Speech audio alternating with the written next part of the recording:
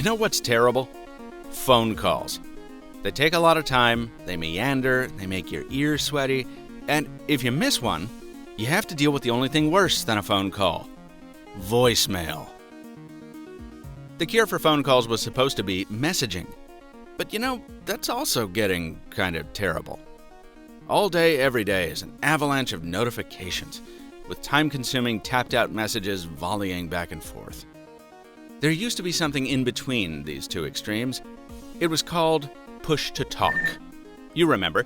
It's the feature that instantly transformed the guy behind you in line into the worst person ever. $60 on a damn toaster oven. You're out of your mind. And maybe you're filled only with loathing for the time of walkie-talkies on phones, but I miss it dearly. Because the whole idea behind it was getting things done.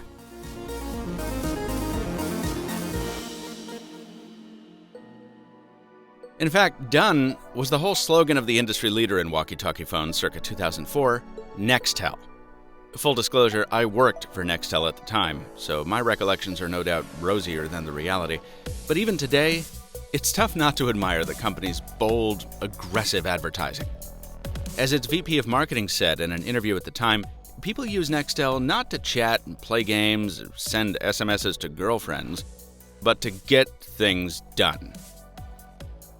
The state of push-to-talk has suffered since those halcyon days of mobile. Voice minutes are now largely unlimited on most carriers, making the money-saving aspect of PTT moot. And a network capacity crunch and disastrous acquisition by Sprint didn't do Nextel any favors either. So diminished is the importance of PTT that Sprint doesn't even offer push-to-talk phones for review. Fortunately for this video, AT&T came to the rescue with a couple loaners. You may remember this phone from a video I published last summer. It's simple, it's rugged, and it's got a big button on the side for walkie-talking. Now, this is obviously more a business product than anything. On its website, AT&T calls out all the corporate uses for walkie-talkies, like tracking your fleet of truck drivers or managing a squad of security personnel.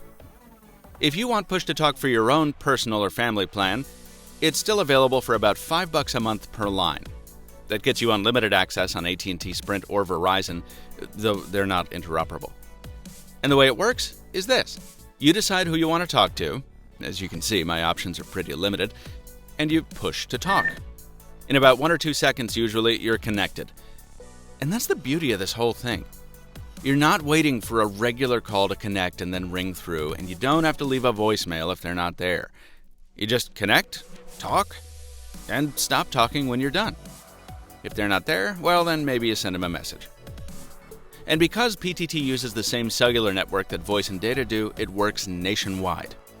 No current offerings are as fast as the old Nextel, which had a network built for the purpose. But it's still faster than a phone call, and a damn sight quicker than tapping out a text. Now let me tell you why you hate it. Because jerks ruined it. There was a code of etiquette that courteous users adhered to back in the day, and it had 2 huge important points. 1, no barging. That means don't just hold down the button and start talking, because it's weird for the other guy when his phone comes to life with a human voice and he's just trying to live his life. And 2, no using the speakerphone when it might annoy other people.